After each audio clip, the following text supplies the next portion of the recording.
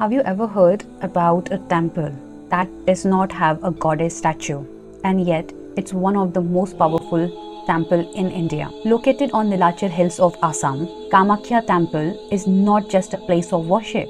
It's a place full of deep stories, ancient beliefs, and a real spiritual power. Let me take you into the world through old scriptures, forgotten events, and deep tradition that are still alive today. What makes Kamakhya Temple different? Unlike most temples, Kamakhya does not have a statue of a goddess. Instead, devotees worship a yoni, the symbol of feminine generative power.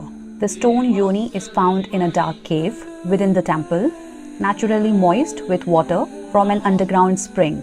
Why the yoni? Because according to the Kalika Purana, a 10th century Tantric text native to Assam, this is the exact spot where Sati's womb and yoni fell when Shiva roamed the cosmos with her burning body. And this is written in Kalika Purana, chapter 67. This makes Kamakhya not just a temple, but a Shakti epicenter, one of the most potent of the 51 Shakti Peethas. You know, each year in the month of Ashad, which is June and July, something deeply mystical happens. The Brahmaputra river turns slightly red. Locals believe this is when Kamakhya Devi herself menstruates. During this time, temple remains closed for 3 days.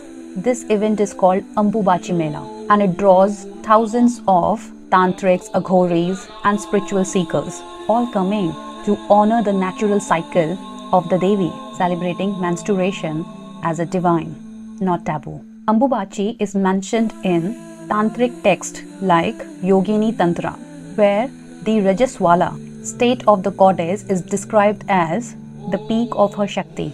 Kamakhya is considered the heart of the Kola Tantric tradition. The Yogini Tantra, a 16th century Assamese Sanskrit text, clearly states, "He who wishes to master the Tantras must first bow at Kamakhya."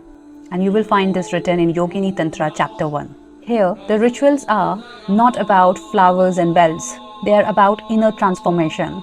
Sadhaks here perform Panchmakar sadhana, which includes symbolic elements like wine, meat, fish, grains, and mathuna. Not in their literal sense, but as a metaphor for dissolving the ego and attaining unity with Shakti. Kamakhya isn't for the faint-hearted. It is where one confronts desire, death, and rebirth all at once. You may have heard of black magic and animal sacrifices associated with Kamakhya Temple. It's true.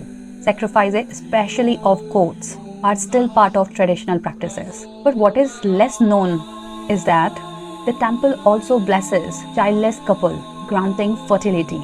In fact, according to 17th century copper plate inscription found near the site, now preserved in the Assam State Museum, a childless king named Nar Narayan of the Kuch dynasty prayed at Kamakhya and later had a son who went on becoming a powerful ruler.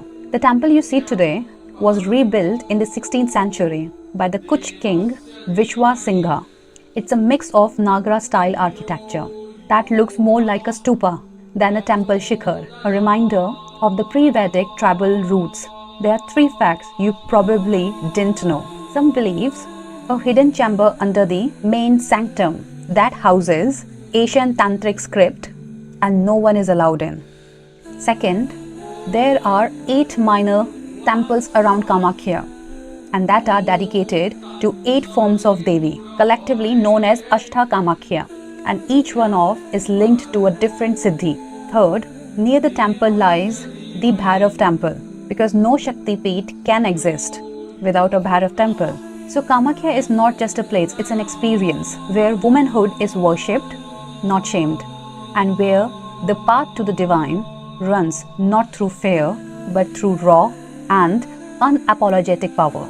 So the next time someone talk about Shakti and Tantra, ask them, do they know Kamakhya? Do they know what it means to bow before the origin of all life? Because right in the heart of the Assam is where the Devi bleeds and the cosmos is born again.